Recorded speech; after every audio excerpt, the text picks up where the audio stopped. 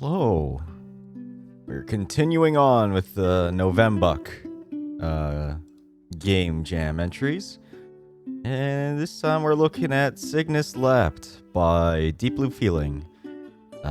Sprite and CG art by Idolater. Programming and background editing by Mystic's Exile. And then some guest CGs by City of Sneps. And Cygnus's theme by Pink Narcissus. I don't know anything about it, so just go.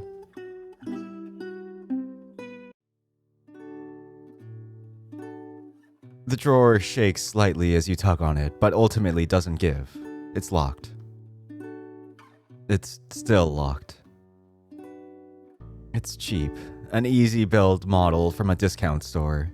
It came with the apartment and you just never got rid of it. It wouldn't take much force to just snap the lock. Of course you won't do that. Like all locks, you just need the key. Breaking it would be admitting you don't have the key. It would mean admitting... Your phone lights up, the notification sound bouncing around the empty apartment. An email. The notification from your professional account. It's later than you'd usually get one, from work at least. You keep meaning to tell HR you need a work phone, but like everything else, you've been putting it off. You shuffle your way over, the light hurting your eyes after sitting in the dark. Maybe that's why it takes a moment to recognize the username of the sender. You take a moment to breathe. Your hand shakes as you open the email. What strikes you first is that the formatting is surprisingly formal for them. I don't mean to haunt you, and I certainly don't mean to hurt you. I love you more than anything, and I want you to know how I feel, just in case something stopped me from saying it before. It's unfair of me to ask, but I know it's not always fair between us. I'm trusting you with this and thanking you in advance. Here's my final will and testament.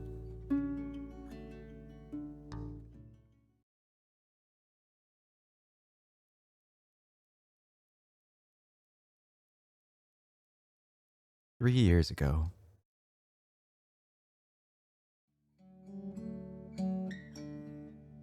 They sit next to you on the railing, the last one out of the theater. Even this early in autumn, the chill starts to set in at night. The heat, the warmth, practically radiates off of them, unaffected by the cold.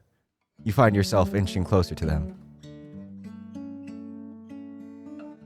Thanks again for coming. It means a lot to me. Hope I didn't keep you waiting too long.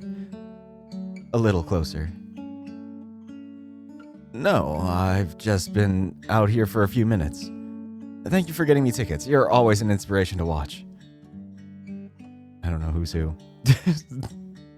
Did they just scoot closer?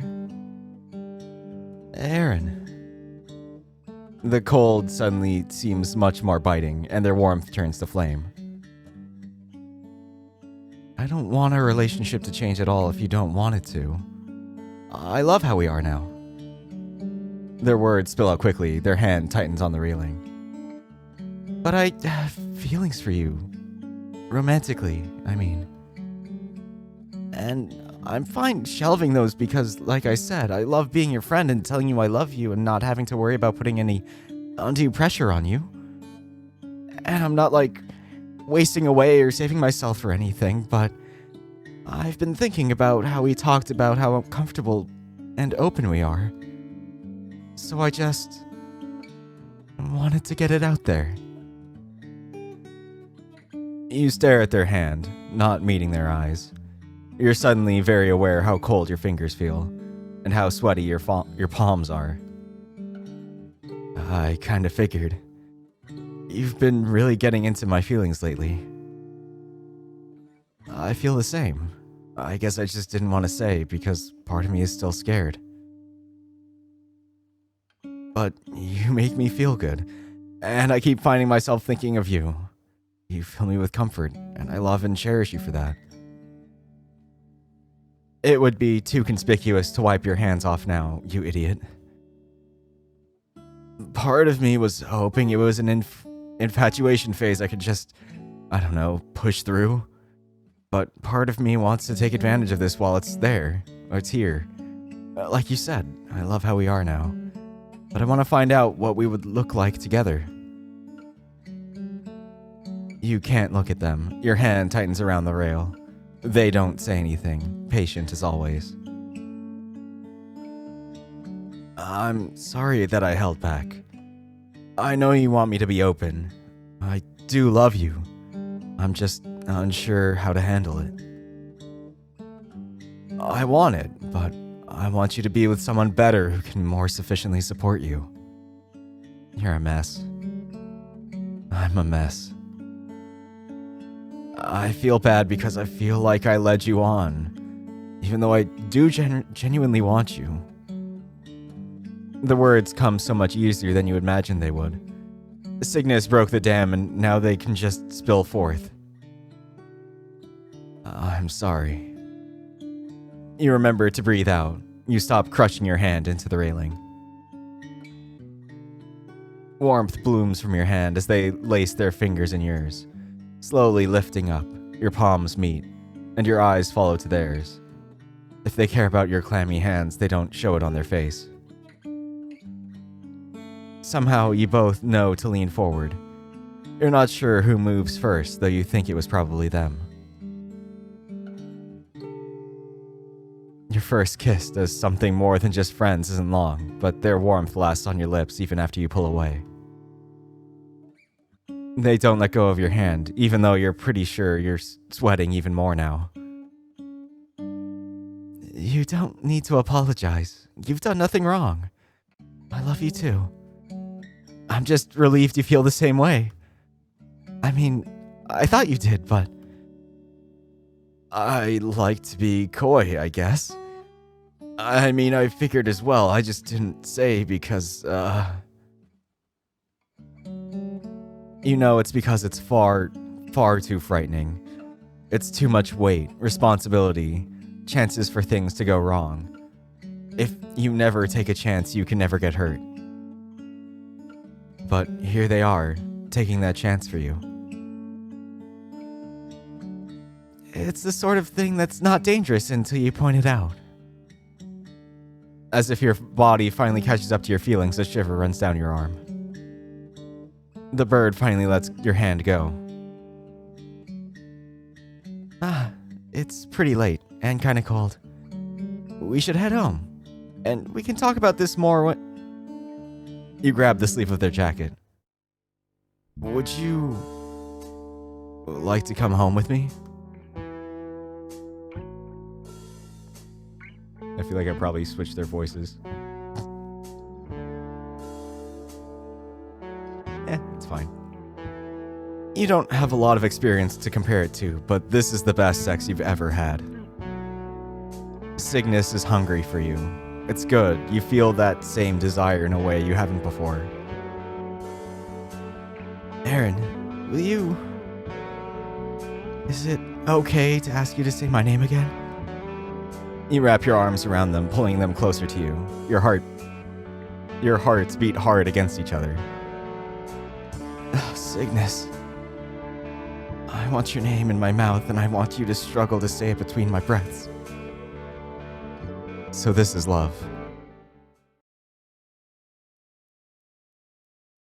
2 years ago.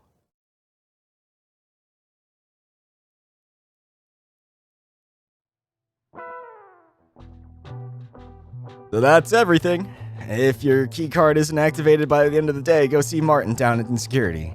Anything else you need? The owl looks down at you unblinking. He leans just far enough forward to be verging on uncomfortable. No, thank you. Great! This is a tough job and it takes a lot of dedication, but I think you'll find it very rewarding. Our cases are pretty straightforward, mostly dementia and Alzheimer's victims. Sorting out those with clouded last days, straightforward stuff. Still, if you find your cases weighing on you, pop right on up to our counselor's office on floor 3, and I'm sure they'll fix you up in a jiffy. The owl hoots a little. That's all. No, that's all I've got for you, Aaron. See you at the welcome party. He leaves and you turn to your work. The Department of Last Thoughts and Unspoken Words, a sub-department for hospice and natural end of life. It's simple work, at least for you. Within someone's own heart in their final days, you find the directions in their inner words and give it back to the people who live on after them. Processed, archived, and passed on for wherever next it goes in the bureaucratic chain. Your coworkers speak about the emotional cost, but it doesn't seem to apply to you. It's formulaic, almost unreal, and in time it becomes routine for you. There's always more. You do the work and get paid.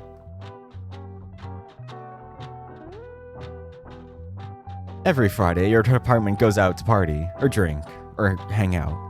You think mandatory attendance is implied, but you don't ask. You invite Cygnus and they join you a couple of times, but bars have never really been their scene. They laugh off having to shepherd drunk people, even though no one drinks nearly that much. But they seem uncomfortable. You stop inviting them. It's alright though. You enjoy yourself with your coworkers, even if there remains a layer of separation between your life and theirs. It's an easy place to float, apart from each other, but still within earshot. You laugh at their jokes and listen about their lives. You orbit the outside of their dynamic, but there's still space for you. It makes up for the long hours and how you're too tired to do much of anything after work. Every time you use Cygnus' spare key to get into their apartment, you curse yourself for not getting them a key to yours yet. Next time. You do the same thing the same thing you do every time this happens. First, the kettle on the stove. There aren't any clean cups, so you move all the dishes to one sink and wash two in the other. You know they probably haven't eaten yet either, so you wash a butter knife and a plate as well. The rest can wait for now. Peppermint tea, their favorite, which isn't saying much since it's the only kind of tea they like. A sandwich, PB&J, from their seemingly endless supply of the two staple ingredients. You set it in their place on their tiny dining room table. You're not entirely sure where any of their roommates are, but as usual, they're missing from any sort of task that might require responsibility. You knock gently before entering the bedroom. Stepping past old ballet programs, folded laundry still in a basket, and the occasional knitted stuffed animal, you sit on the edge of their bed.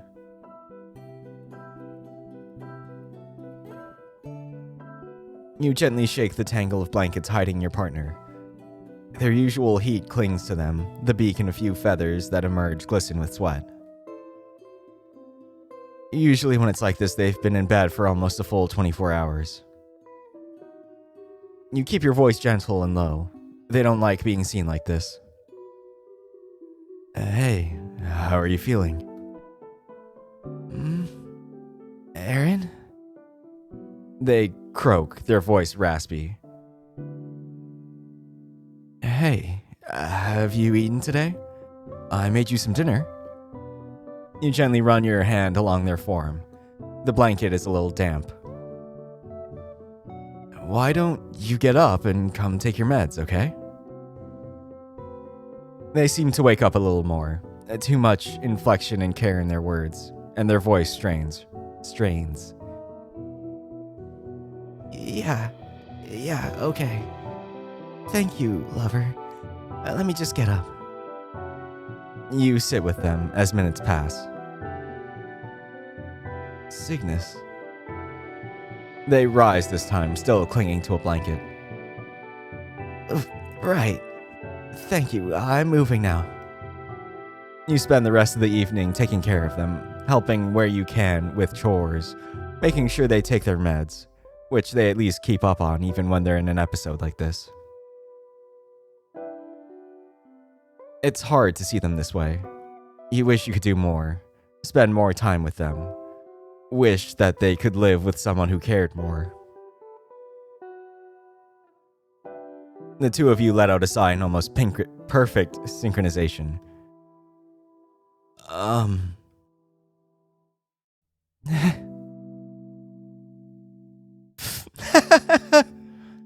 Their laugh rings out, a little more light shining into the room with you. I adore you so, Aaron.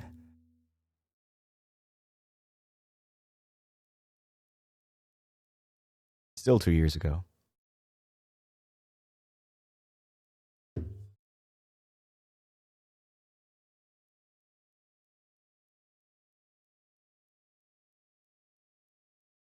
The rain falls hard against the windows of the cab. It's late enough that all the buses have stopped running, and you had to call a rideshare to get home. You check your phone, something you have been putting off doing all day for reasons you can't name, but have a slow dread about. You have only 3 messages, a good sign. All 3 are from Cygnus. The first is around 9 in the morning. Happy anniversary! I love you so much. I love being your friend and your partner. I can't imagine my life without you in it. The next reads from 5 p.m. Final night of the show. Can't wait to see you there. It's just the Nutcracker, admittedly, not my most exciting show, but I think you'll enjoy the costumes. Your comp tickets are at the register. I put you on the side closest to me. You quickly scroll to the final one. An hour ago, a little after midnight. Text me that you're home safe. Good night. Shit. Another performance completely missed. You don't actually remember the last one you went to. Cygnus won't get mad at you, they never do, but you know it hurts them. Of course, now is when your mind decides to remind you of all the conversations you had with them about being forgotten. How they dread not being remembered, and feel like they only take up space in someone's mind when they're directly in front of them. Anniversaries mean a lot to them because it reminds them the time they spent is real. And finally, how even though this ballet isn't that impressive, since you've missed the last few, it would mean the world to them if you could at least catch one of the performances. You realize you haven't been to a single one since you've gotten this job.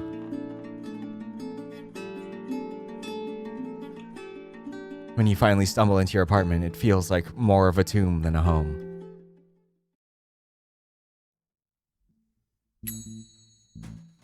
And this is Costa. Sometimes we audition for the same part, but mostly we end up on stage together, since he's one of the few guys here that has the core strength that is necessary to lift me. Hey, nice to meet you. I've heard a lot about you from Cygnus. You can only begin to wonder how many times Cygnus must have told him that you're unreliable and downright cold. I'm really glad that Sai has someone like you looking out for them. You're almost blinded by the raw aura of affection this man has for the world around him. You somehow feel if the building were to collapse right now, he would find a way to shield both you and Cygnus from the debris. And somehow he'd come out no worse for wear. He also has a vague accent, though you wouldn't be able to place where from. Oh, thank you. It's nice to meet you too. Costa is also the reigning culpable cog Endeavor champ here at the ballet. So hopefully they can give you a run for your money where I am so sorely lacking. Oh, who do you mean? Anthrax. Can't resist the gender neutral. Damn, counter. Oh? We'll have to play sometime. I mean June. Costa pulls back in mock horror. Cygnus, I didn't know you were dating a feral beast. I didn't know you were friends with a chaser. Wait. That was definitely too far. Yeah? Have you seen their thighs? He turns and gestures at Cygnus. Have you seen their thighs? You both burst out laughing. Cygnus seems mildly confused, but is always ready to bask in the glow of a compliment. The night continues to the bar, and then back to his apartment for a first to 50.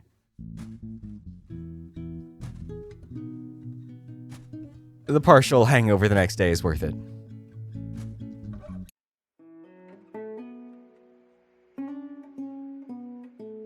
Cygnus drapes over the only piece of furniture in your room like a tapestry. Moments like these remind you how easy it was to fall in love with them. Maybe if you let me move in with you, I'd finally get to meet some of your friends. I mean, you've met my sibling. I want to meet your family. You both pause. Okay, I don't want to meet your family. No. Yeah, no. But I want to meet the other important people in your life. Of course. It's just hard for me, I guess. I don't know. I've had bad experiences before. Introduce someone and then break up shortly after. Same with moving in. It feels like a really scary step. What if we don't work out? I'm patient. I can wait. It's just something I want you to think about, okay? Okay. For some reason, the weight of letting people know about your partner bears down on you heavier than you want to admit. Thanks for checking in on me again. I'm sorry that I missed your message. You've suppressed the sigh. It's okay. I'm just a little frustrated. We don't spend a lot of time together, so I wish that it wasn't spent like this. They sit up. You mean you don't take much time away from work? You're always exhausted. They're right, which somehow makes it more frustrating. I'm sorry I slept through most of your day off, but you should have told me you were taking one. I didn't expect you to cancel your plans on my behalf. I wanted to surprise you. You know it's a terrible excuse, but they don't call you on it. And I appreciate that. But now we've both kind of wasted this time together. The words leave their mouth like rocks sinking in water. You can feel their regret before they even finish the sentence.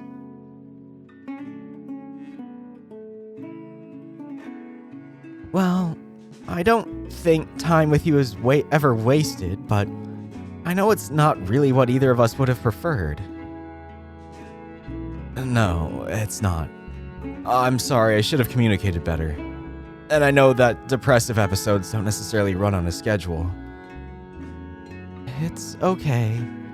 Learning experience for both of us. I know I'm kind of gross and sweaty right now, but will you hold me for a little while? You were hoping they'd ask. Of course.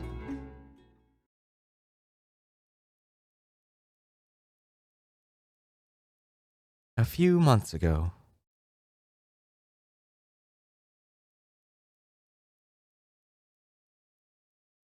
You sit across from each other.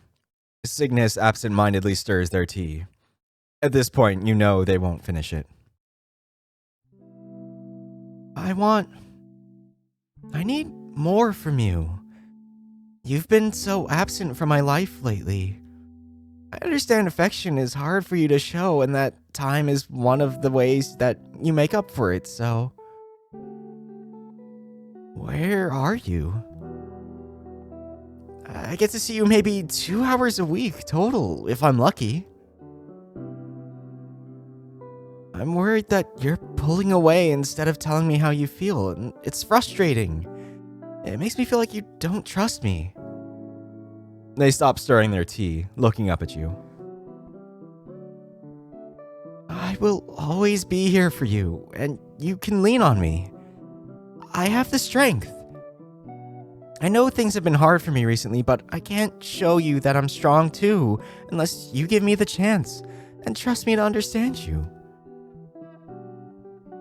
You're not gonna cause me to spiral if you tell me something I don't want to hear, especially since you don't even know what my feelings will be. You think they're waiting for you to say something, but you can't find the words. Hesitantly, they start again. I don't know how you're feeling because you tell me you're alright or tired, even when that's not how you act. I try to take you at face value. I don't want to provoke and prod, but beyond being your partner, also as your friend. As someone who loves you in many ways, I'm really worried, Aaron. I appreciate the worry, but I feel as though you need to focus on yourself still. It's hard to see you suffering, and I don't know what to do when you're miserable all the time. There's a pain in your chest. It feels like someone is bearing down on you. And when I try to make time for you, you disappear on me. You feel like you're in trouble. You're doing something wrong.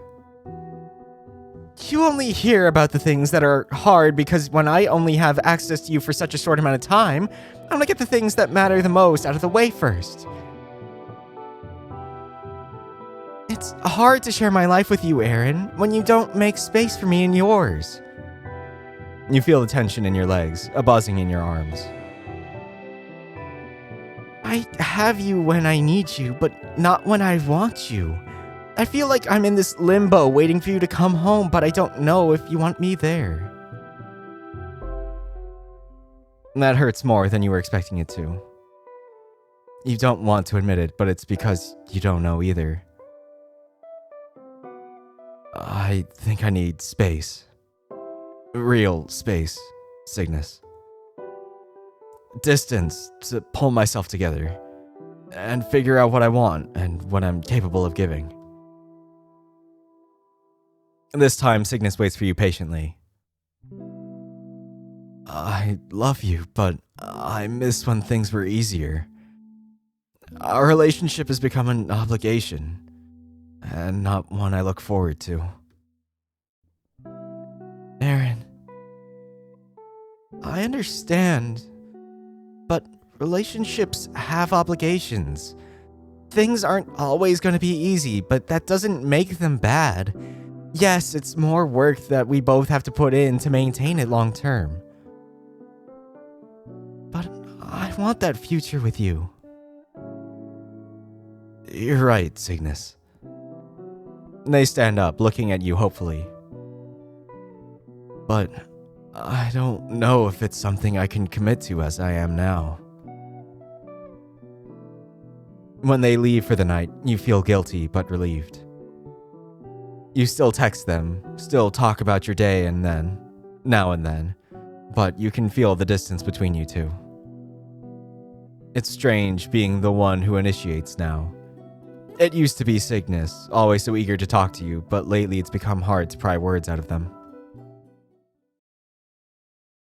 1 week ago, maybe 2, maybe 3. It feels unreal at first, like moving underwater. You feel like your body should be having more of an extreme reaction. You should collapse. You should be gripping your phone so hard it cracks, or your hands bleed or shake. But you don't. You calmly listen to the voice on the other end. You thank them. You think that it must be hard to tell someone that a loved one has died. Maybe you feel a connection from your job. You tell the important words and memories to someone, and then that someone has to tell the person that they matter to. You stare at the only locked drawer in your apartment and try to think of the first time you ever saw Cygnus in person. For some reason you can't remember. It feels too sad to bear. To think of the last time you saw them. You decide to go to bed instead. You don't get up the next morning, except to call into work. Time goes by in a haze. One day you try to open the drawer, and it becomes a new part of your ritual. You leave for morning. Your leave for morning is running out. You're almost excited to have an obligation to force you back into the world. You don't remember much of the past few weeks, and you feel like you've been putting something off. Tonight, you're a little impressed, strangely, that Cygnus had set this up. Some sort of dead man switch in code form, sent out if they don't push a button to delay it. You'd be too worried about accidentally forgetting about it and then having to explain some uncomfortable things to the people in your life on the receiving end of it. The email is mostly formalities. First, a list of passwords and posts to make. Who to tell what. A similar but less revealing email has been sent to their sibling, who should help you with any legal issues or inheritance, and what to do with Cygnus's savings, along with any sort of funeral arrangements. The scariest part, though. I want you to be the one to work on my case. No one knows me like you do, and I know what you see will be meant for your eyes. I don't want to leave anything between us after I'm gone. I want to be someone you can carry with you, proud of who I was and who we were together. You know I always had trouble crying, so you'll have to cry enough for both of us now. One last kiss, one last goodbye that I didn't get to say. Please, Aaron, play me out. If there's something after this, I promise I'll be shining down on you from wherever it is. I love you. You breathe in and out.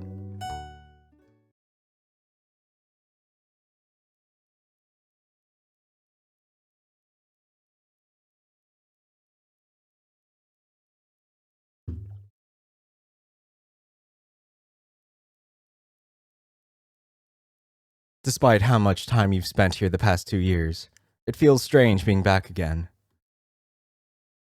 It seems silly now that you were so dedicated to always being here. You're not sure why you put so much of your life into this place. Maybe it's just the empty building, everyone having gone home hours ago. Yeah, feels like you were such a regular. It's been quite a while since I seen you.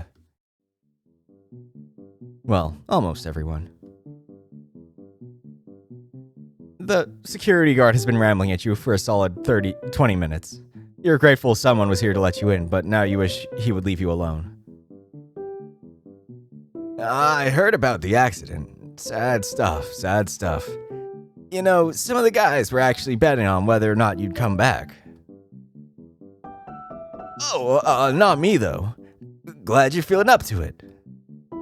You've talked with Costa about working graveyard shifts before. You know enough of them make you kind of lonely. I know after my first car's alternator gave up the ghost, I was too bummed out to even consider any form of transport other than walking. But you're finding it very hard to be sympathetic right now. Politely excusing yourself from conversations has never been your strongest suit. But this guy seems immune to hints. You know, they say you never really recover from your first love, but you never recover from your first car. You decide to bite the bullet. I wouldn't be able to tell you. I don't drive. Thank you for letting me in, but I have a lot of work to catch up on. Oh, of course. Of course. Say no more. I'll leave you to it. But if you need me, I'm right down the hall by the front. He waits for you to say something else, but you ignore him, organizing your work in front of you, repeatedly until he finally leaves. You feel a little bad for being short with him, but you're weary and tired, and you want to finish this journey while you still have the strength.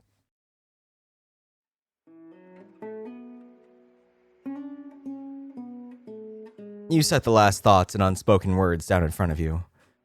The form they take changes depending on whoever the current head of the department is.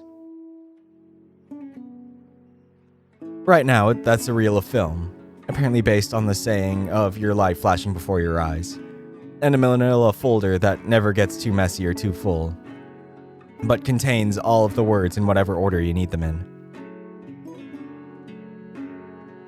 The last thoughts are the week before the end of life, with the occasional chronological jump into a memory for context. The unspoken words are things that were felt or thought or said, but not to the right person, or at the right time. Feelings choked back to spare others or yourself, or maybe just never meant to be said out loud. You reach your hand out to start, but pause, just centimeters before making contact. The weight of Cygnus's absence suddenly feels unbearable. When was the last time you heard their voice? The last time you saw them laugh? When was the last time you felt their burning warmth? You close that chasm before it can open all the way up. Take a shaky breath and gently rest your hands on the film reel.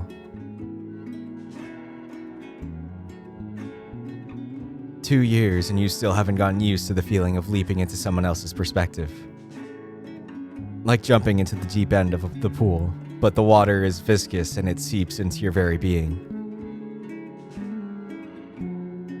A star ignites into being, a constellation follows. You sink further into the experience and feelings of Cygnus, stopping at the edge. Some of your coworkers prefer to fully take on their cases, but you find you work best as the passenger, a witness to their final journey. Letting their experiences and feelings flow through you.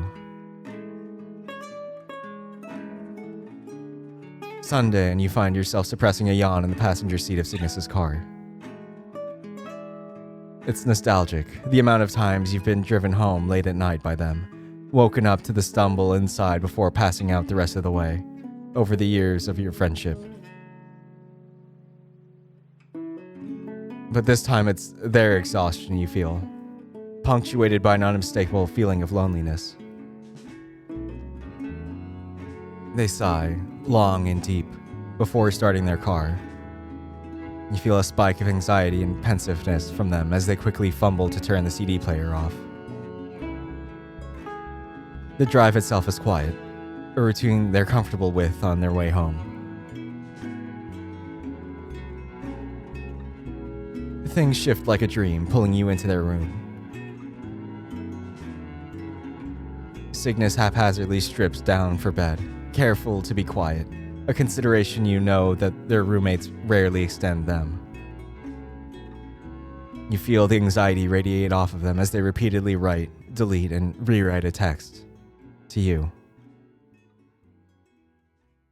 Eventually they land on, "I finished up the first week of performances. Just checking that you're coming to see me on one Sunday," before falling face first onto their bed.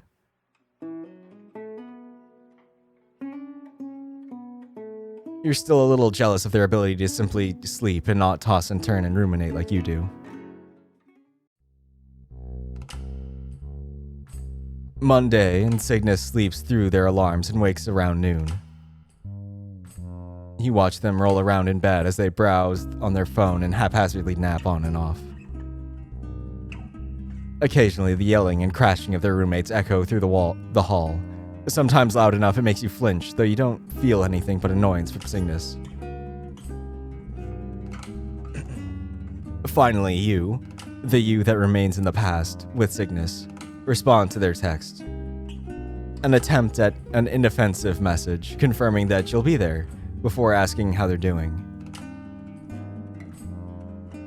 What catches you off guard is the scoff they give as they stare at their screen.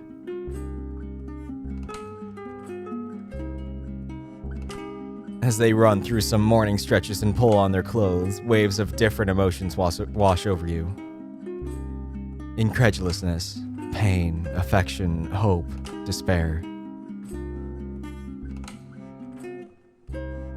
You find yourself holding onto your body to ground yourself against these tides. The room spins, and it isn't until the door slams shut that you remember they only had They only had one thing to say in response. I'm functioning. Tuesday and Costa is over, while shockingly none of Cygnus's roommates are home. The coyote is absent-mindedly crushing opponents in his fighting game of choice while chatting with Cygnus. So, is Aaron coming to this one? They said they are. Right, but are they? Ouch. Yes, I think they really are. They bought their own ticket this time. Glad to hear it. I wasn't sure how to tell the rest of the troop that Aaron went to get cigarettes and milk. You don't have to tap into their feelings to tell Cygnus is rolling their eyes. There's a tense silence, besides the tapping of Costa's controller. So, how are things going with them? Any updates? Cygnus sighs, lifting their legs into Costa's lap and tilting their head back. It's hard. I miss them. I hear his voice in all his favorite songs. I miss all these little things, the check-ins, the way his lips pull up, his fangs when he laughs, the way he leans forward and smiles when he tells me he loves me. But the hardest part is how, I don't know, big my emotions feel. I'm not sure I understand. It starts as a ripple around Cygnus. Exhaustion, followed by what almost feels like a mask being washed away. I just feel like I'm always holding myself back. Always on this verge of being far too much, too needy, too affectionate, too sad, and not just for others, but for myself as well. Waves pour out of Cygnus. Love and longing, exhaustion and fear. It's hard for you to withstand. You steel yourself and swallow your urge to run. They wanted you to see them, and you can't back down from this. I'm tired. Always holding myself back is exhausting, and I feel it's only a matter of time before everyone else is washed away by it too.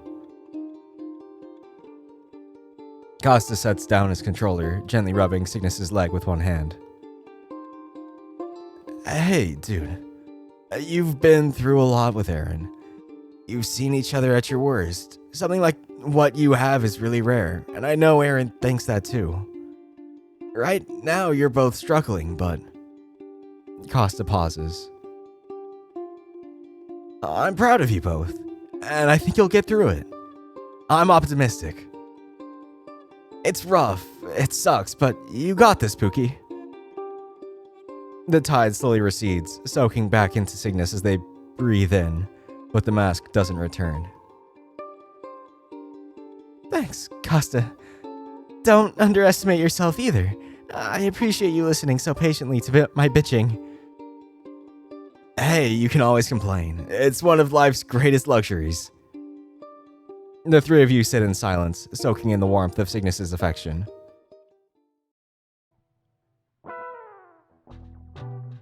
Wednesday, and it's the review day before returning to the second week of the ballet.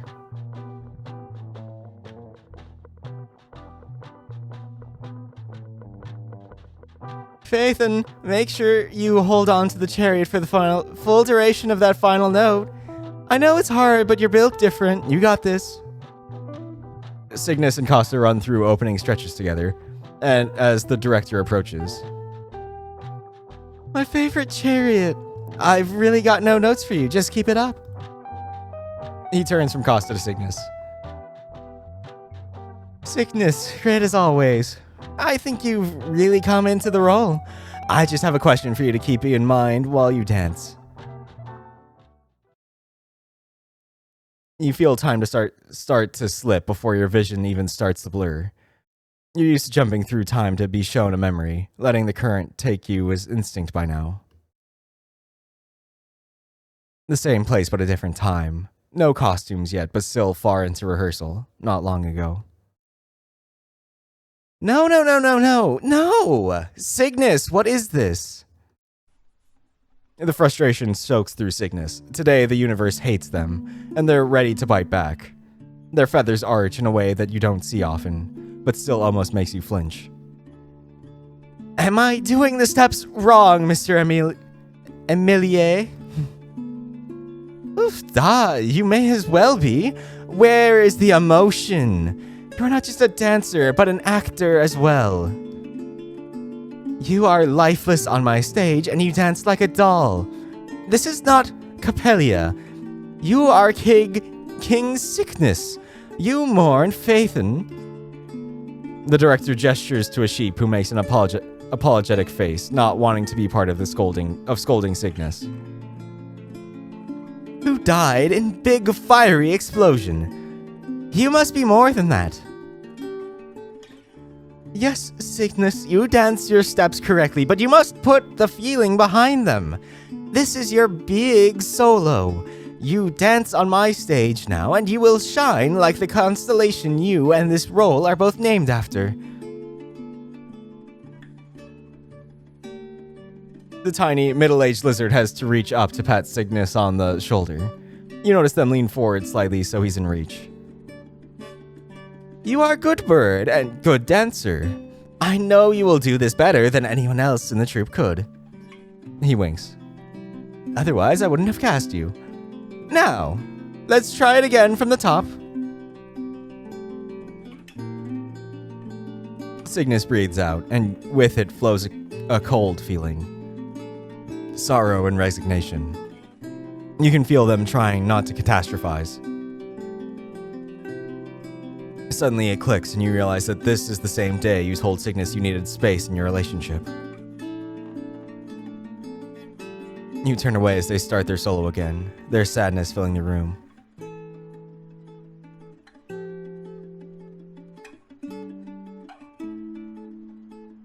Reality ripples around you as you're back in the review. A similar setting to the scene you just witnessed. Do you think King Cygnus was sad to love Phaethon? Do you think he regretted it? Something stirs in Cygnus, though you can't tell what. They breathe in and out. Thursday, and it's the cast circle after the show. The main announcements have been finished, and now Costa is getting ready to speak. Cygnus is nervous, anticipating something. Some of you know that recently I got my MLS, which I've been slowly chipping away at.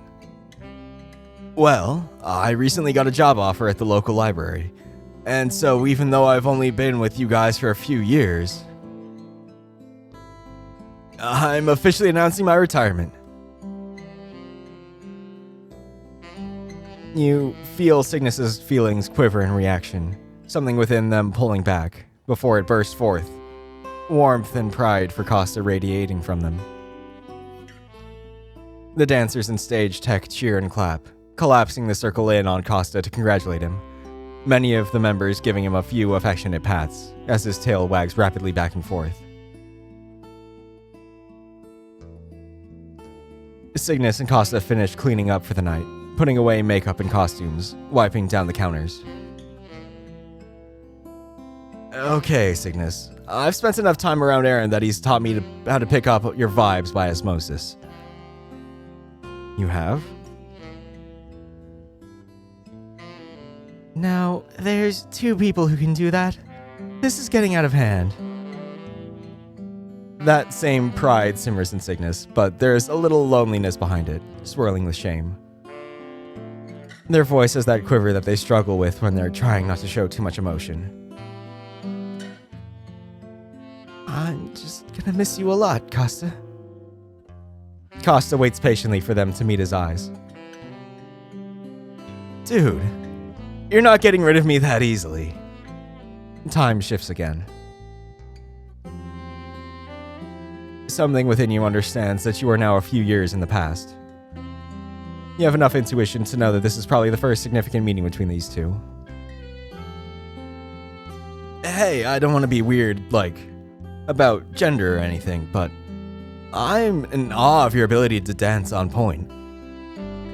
His accent is just a little bit thicker than the Costa you know. I don't think they let guys learn that. Costa makes a face somewhere between accidentally stepping in something and biting his lip. Not that you're a guy, man. You've seen this look on Cygnus's face before. They've been out much longer than you. This wouldn't faze them, but they do enjoy watching cis people stumble over themselves. It's just, I mean, you're taller than me. Well, I think actually all the ballerinos here. And the ballerinas, obviously. So I kinda assumed, which is rude, I know. Sorry, I just don't mean to, how do you call it? The bird reels him in gently. No, you're fine. I understand, and I've gotten much worse, trust me. Yeah, I started dancing before I came out. I'd say that I had to fight to get to learn that, but admittedly it was mostly my parents showing up to antagonize the teacher until she let me. They roll their eyes and give a mock huff. They told me learning ballet would make me shorter, and yet here I am. Now I'm well over the head of all the troupe members, and they won't let me play the fragile maiden I long so desperately to be in my heart. Costa picks up quickly. Yes, I was worried that I would lift you too emphatically and you would just flitter off into the night, like petals on the wind, or perhaps a very well-made paper plane. Cygnus lights up at the mention of the lift. You feel their awe and a little bit of fluster blooming out from them. Actually, I am a little blown away by how easily you've lifted me. The few other guys I've convinced to try in the past acted like they're dying. I mean, this is my job. Lamau. I just do the choreography they pay me to do. I didn't put in all this work just to let the rest of my troupe down. Well, you're making it look easy. I'm glad we're together on this dance. You remember this dance. It was the one you started your relationship after watching their closing performance of. You were focused on Cygnus the entire time, but thinking back on it, Costa was quite impressive, both with his air time and with how many of the cast members he did lifts with back to back.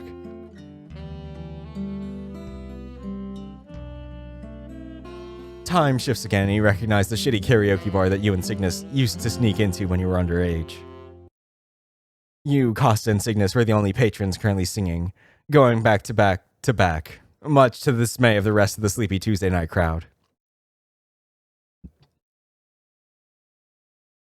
You haven't gone in forever, but you always had fun. I feel like this is probably supposed to be a song, but I don't know what it is, so. Who likes to fuck? That's what's up. Costa finishes his song and walks with a self-satisfied expression back to your table. Well. Don't think you can outdo me on this one. Cygnus raises their hands. Anymore, and my throat is going to give out for the next week. I think you win this one. You watch yourself confidently pick up a song and grab the mic. Oh no. You look back at the table and, sure enough, an alarming number of empty glasses of various shapes and sizes rest on the table. Your own dread and embarrassment is matched only by Cygnus's excitement, curious as to what your pick is going to be. You force yourself to watch for Cygnus.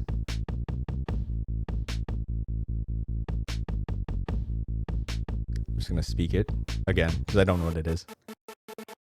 If it is something. Toi, quoi? The slurping noises you make into the mic draw the attention of the entire bar and the bartender. The slurping continues. Costa has paused mid-sentence, his mouth open. And Cygnus? They're afraid to feel just how much secondhand embarrassment you must have been subjecting them to. And yet, all you can feel is pride? They're so thrilled to see you up there shaking your hips and making blowjob sounds wholeheartedly. And, of course, this shouldn't surprise you. Underneath that pride is a very intense, horny thirst.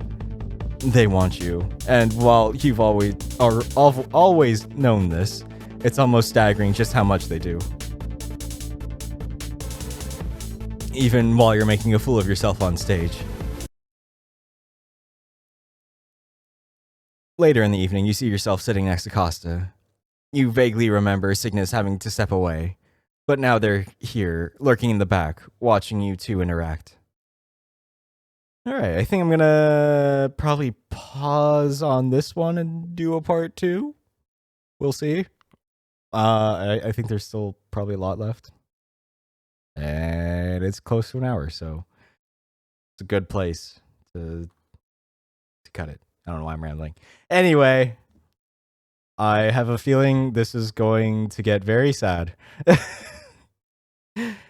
So I guess we'll find out. As always, thanks for watching. I hope you enjoyed it. Hope to see you next time. Bye.